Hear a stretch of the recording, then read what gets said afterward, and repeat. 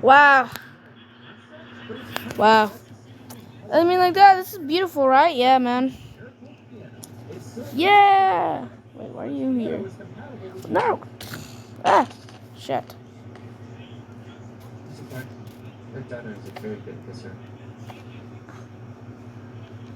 I mean, like. This was a rather robust tool for learning how to play piano back in the day. Plus, the one thing that works with has actual moving units. Fuck. The keys feel like your typical piano keys, and there's even options to change the volume and sound. Cost almost $1,000. Hey, why isn't Apple talking that much? Ah! Holy shit. Huh? What are you doing?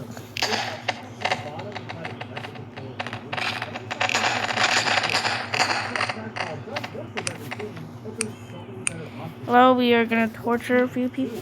Okay, so here's another flight stick for the NES. The entire stick is the D-pad, and you can push and pull it to move up and down. The top of the stick First. has buttons. You can also increase or decrease their sensitivity. And to my surprise, moving around in this was kind of comfortable and accurate. And the grips feel pretty good as well. Here's my question though, how many flight simulator games are there on the NES? Besides Top Gun, nothing else really comes to mind. The main issue is that this controller moves when you're trying to turn, which can be disorienting. There is suction cup to try to run through, but there's just no sound. No, we're connected. Oh no. Maybe we can try to just.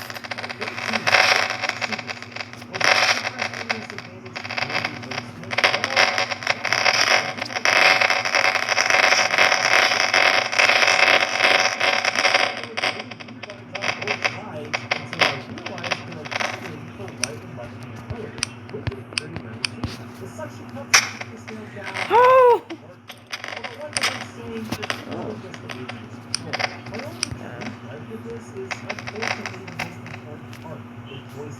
It's way stiffer than it needs to be. It doesn't feel that great to use. Yeah. I think people love the unusability because the joystick is very fluid. And this is the complete opposite. Well, guitar handmade controller. This is by far the most nostalgic third-party controller to me. Over a decade ago, music games were the big craze. And Guitar Hero 3 came to the Wii with this fancy guitar. It has 5 buttons, a strum bar, the rolling stick, as well as a joystick with a primary button. There's multiple versions of this guitar, but people tend to prefer the Guitar Hero 3 and Guitar Hero 5 versions. These are by far some of the most durable controllers out there. I've rarely had issues with them besides the ring belt working over several years of use. The only true issue is that it's intended for Guitar Hero and rock band games only, and they don't really work for anything else. Despite its limited Let's voice just. function, you can easily still Hey, we know you're in there. I'm a medic. 11. GameCube Joy-Cons. One glance at these will catch anybody's attention. They may look like a Smash Bros. Player's dream controller, but unfortunately there's a mirage of issues. Firstly, the joysticks are the same ones as the regular Joy-Cons. And looking closer, you'll see that the analog gates are rotating incorrectly. But guess what? That doesn't even matter because the joysticks don't even reach the gate, which means they incorrectly added the gates and they're just wrong. Next, we'll talk about the buttons. The thinking is feeling is fine, but the games themselves aren't powerful. For some reason, the marble is way more powerful than it used to be. Listen to this. Like, why is it so small? Now, people love the pressure-sensitive shoulders on the Super controller, but this doesn't have that at all. It's just basic buttons. I know I'm criticizing the color a lot, so I won't say that the even though not 100% responsive. And I do really like the ergonomics of the screens. It's definitely more comfortable to hold than the joint.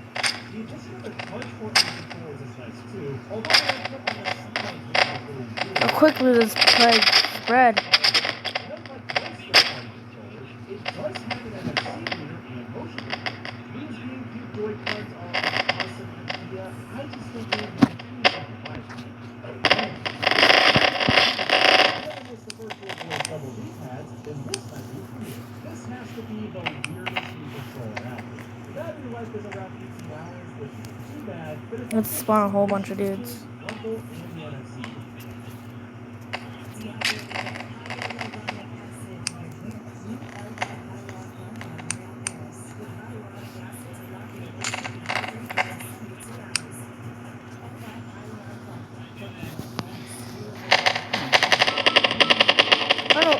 on fire now. What does this do? No, don't tell me what I think it is. Custom. Oh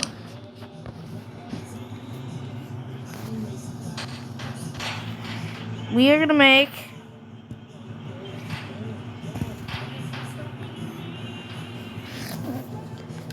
a piece of corn fly. So it's pretty bare bones on features. On the flip side, this is third party, so it works with the Switch as well as other devices that utilize Bluetooth. And it's pretty cheap, sitting at $25.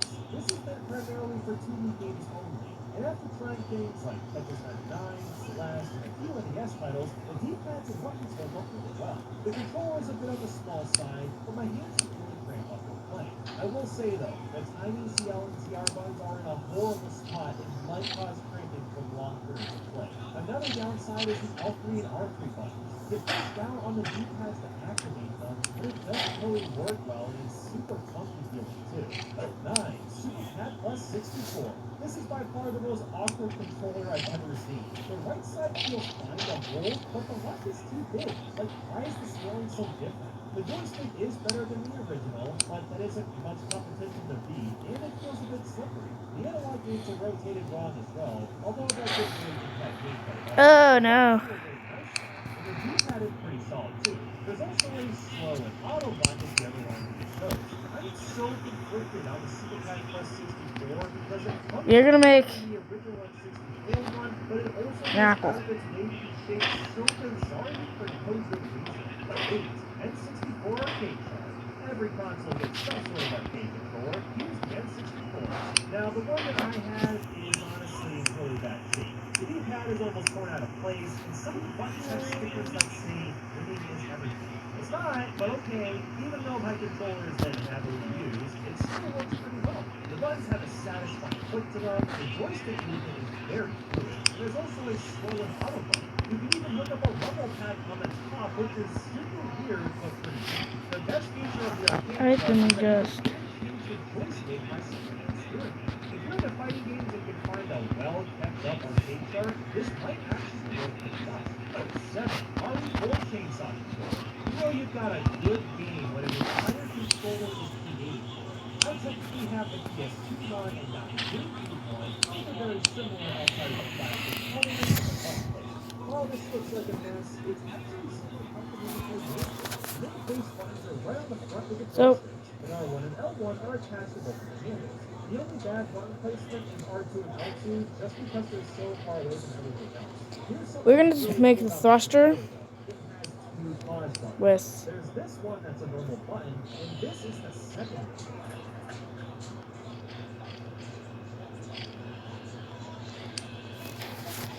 where's where we just burned the pumpkin. The phone positive means it started like some lights. That is just awesome. 6.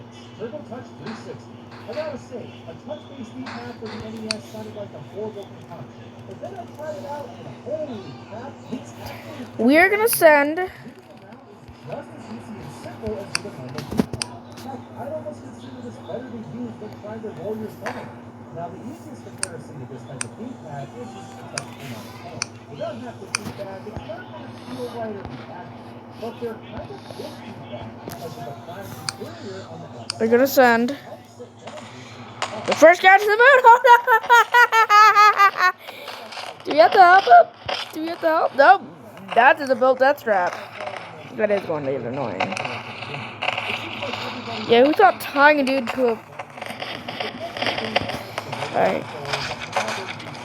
Yeah, he's dead.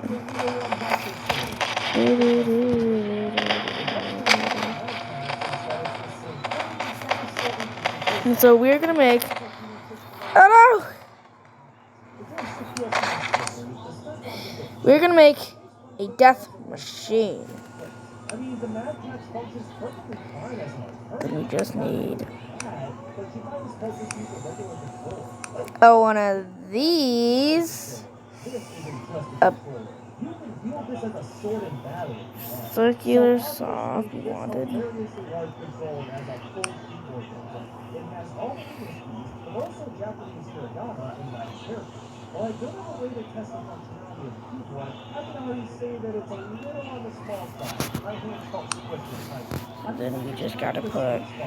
The buttons, though, feel pretty much the same as the normal controller. Although I noticed the joystick is a bit basic. You want Now this was made 89?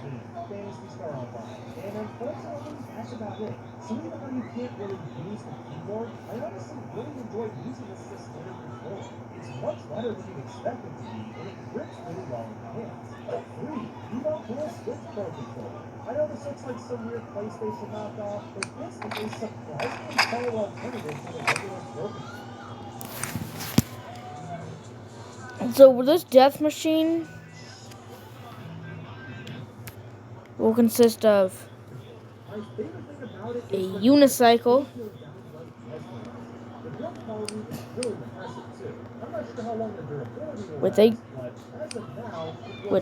with a few guns on it, an auto rifle right here,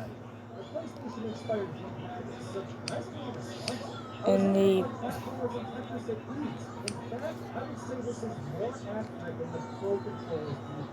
I'm not joking. I also tried this with Splatoon, and believe it or not, I forgot I was using a third-party controller when playing. That's how much I enjoy this. The only small downside is there's no capture button. And what's strange about that is this minus button seems like it would be used for capturing, but it just doesn't function half the time. And the charging port isn't USB-C either, but that's not. So we unpause. The death machine doesn't work. Yeah. So let's activate the saw. And the unicycle, it travels now. Oh no! Also, it has a gun. It has a few guns. Oh god. Let's put a person in its way. But first, we're just gonna tie him straight to the ground. And we'll do this. And then we'll just.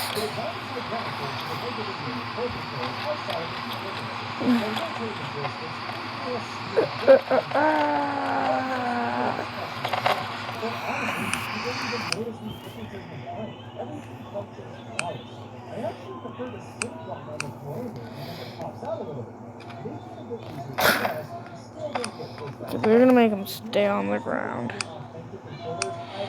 No.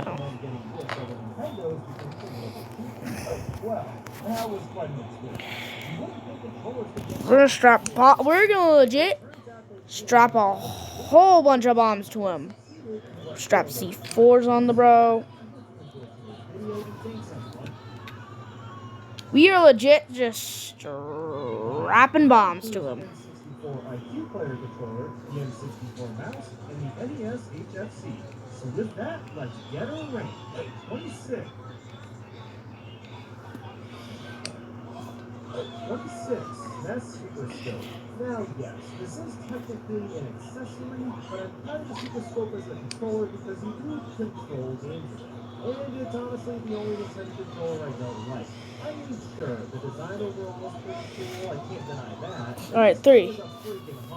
It's so big that it requires 6 AA batteries just to work. 2, 1. My real frustration is with I feel like my shots only work when they feel like working, which is kind of a problem for something that's supposed to be precise. Maybe my TV is the issue, I don't know. But that doesn't Oh no! We're gonna strap someone to this. on the spot for the triggers, but hit the button on the top? I just don't understand that at all. 25, re-speed. So here's the thing with this mic. It's actually pretty decent in quality. It works well with Animal Crossing Wild World. Or should I say, did work well. Now that the internet connection no longer works on the Wii, this mic is nothing more than a dead weight. I've never in my life had a controller that's functionally fine no longer able to work because of the internet. That alone makes this one of the most useless controllers of all time since it can't be utilized offline. 24, NES Power Pad. You know, I do love that name, the Power Pad. It's so 80s. I mean, just look at how colorful and tacky this thing is.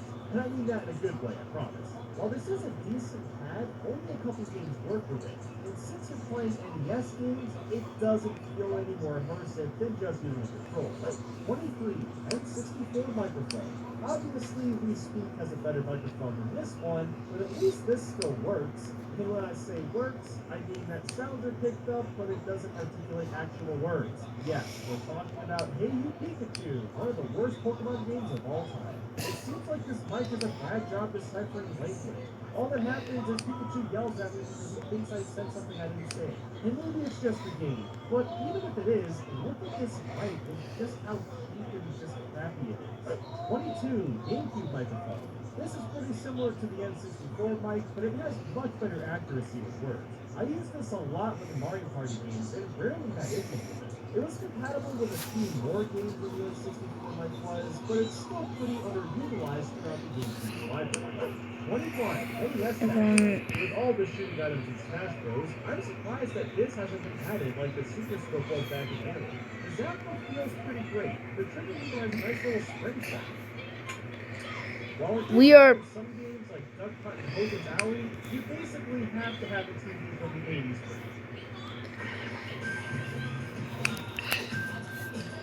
Hope they don't detonate immediately. Oh no, they both detonate! Jesus? But despite that, they still kind of work pretty well, even for being such an old controller. 20 SNES Max. Here's another controller that was only supposed to be for one game, Mario Kart. It ended up being so good that dozens of SNES games added support to this mouse. The buttons don't split exactly like the real mouse does, but they still feel pretty solid. Moving around is also surprisingly responsive. This dude's now strapped to a gun. Yet the movement speed on mine was a touch slow. Mario Kart wouldn't have worked with a normal controller, so its inclusion added all of the tools to balance. Bang, bang, bang, bang, bang, bang, bang, bang, bang, bang, bang. Yep, now he's on fire. But there's been some debate that Nintendo themselves created the bongos. I can't really find out if they did or not, but I can't anyway because The mafia boss is killing some watermelon boys. one button on the side and a mic that can conduct clapping. Slapping the bongos just feels so nice. They've got a really good bounce to them. They are really loud, however, so this is when you probably can't play with people in the same room. I mean, come on.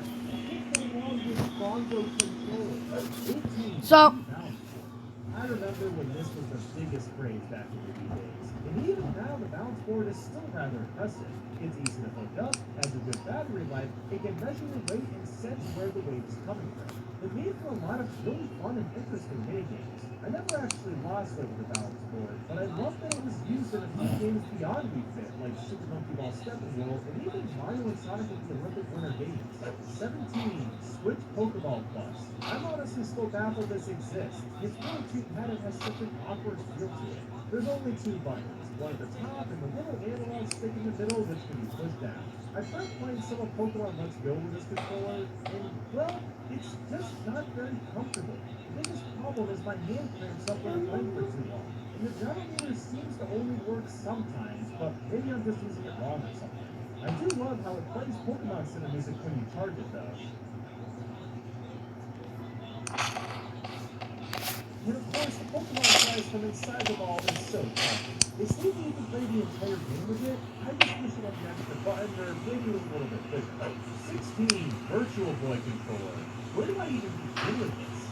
Well, I guess I'll admit that the ergonomics are good. It does mesh with your hands pretty well, but why are there two D-pads? The analog stick on one side would have made a lot more sense. I'm also not a fan of where start and select are placed. These kinds of buttons should be more discreet because they aren't meant to be easy to push.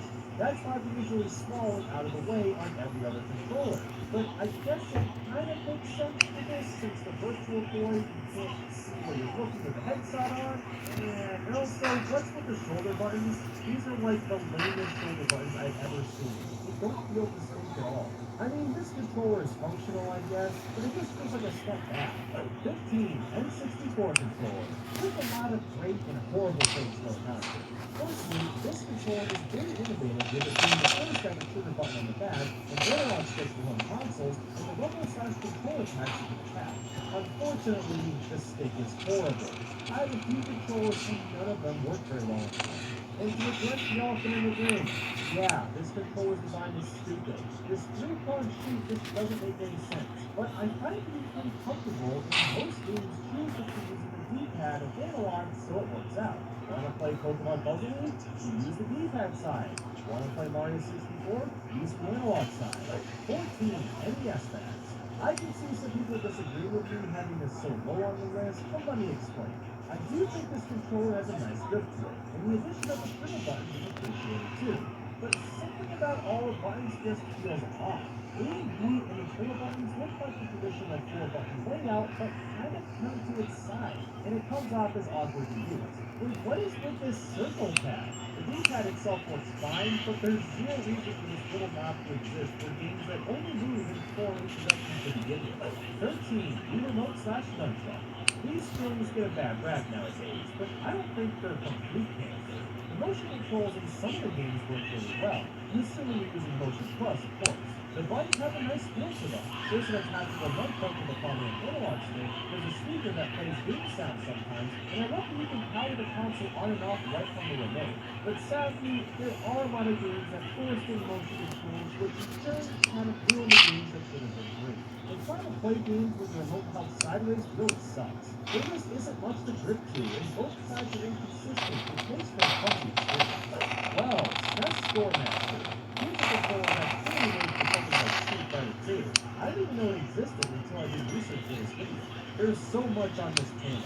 You got the joystick, the 6 main buttons, and turbo switches for each individual button, all with different speeds. That's a lot of customization for a controller. The buttons are a great size too, and have a good quick to them. However, my A button didn't respond very well, but that could just be some age because all the other buttons were perfect. The joystick also feels a tad bit stiff, but it worked a lot better than I expected it to.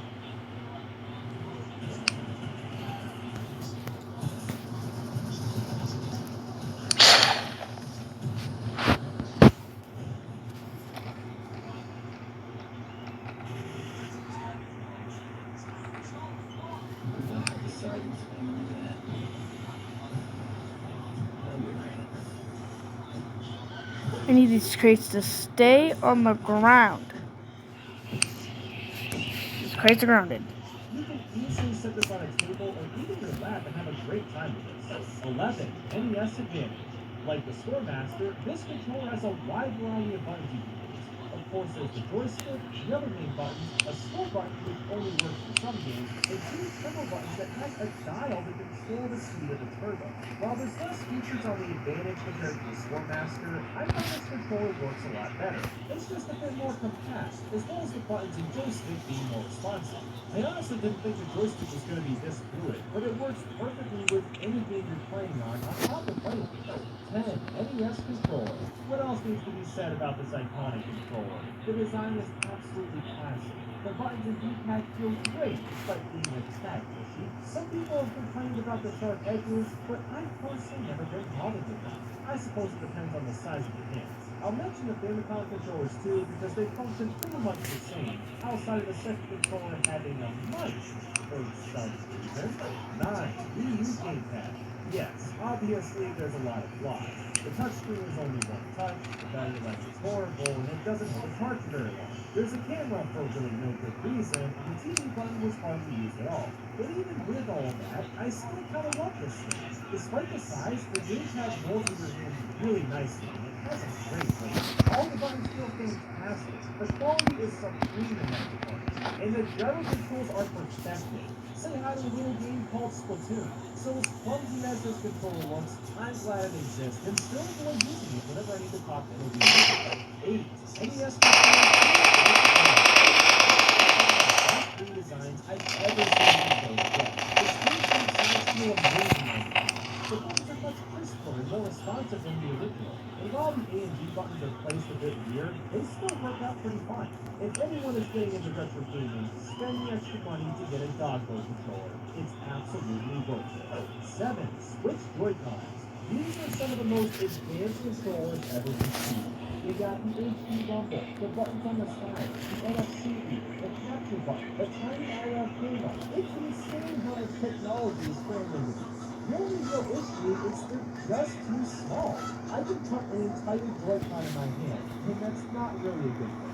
And the ZL/VR buttons are atrocious unless you add that Joy-Con grip. And nobody wants to deal with those considering how difficult they are to take off. 6. Wii Classic Controller. The buttons and joystick have a really clean feel to them. In fact, this is one of the best D-pads I've ever used. There is, of course, some weird things going on, like these awkwardly placed ZL and VR buttons. I'm not sure why they're on the side like that, but because the controller is shaped like an oval, they're surprisingly easy and natural to use. And why doesn't anyone bring up that this controller has analog triggers? I am thrilled that Nintendo included this, since it actually doubles the controller. There is, of course, some strange quirks, like the cord key on the bottom, but there's this button in the middle that opens and closes two slots. I'm guessing it's supposed to be for an accessory, but I don't think it was ever actually utilized for anything. 5. Wii Classic Pro. This is basically the Wii Classic controller, but slightly better.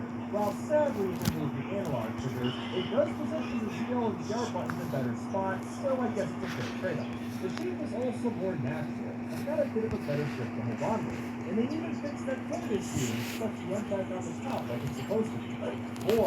SNES Controller. This controller is legendary and speaks volumes to the game industry as a whole. It's standardized how most controllers work today with a 4-button layout, and with the shoulder buttons too. It's not even just that, but everything about this controller is clearly thought out and well They constructed. all have to be like together, so I'm gonna have to be strapped on the floor. Buttons have outer lips with good protecting your thumb and your grip.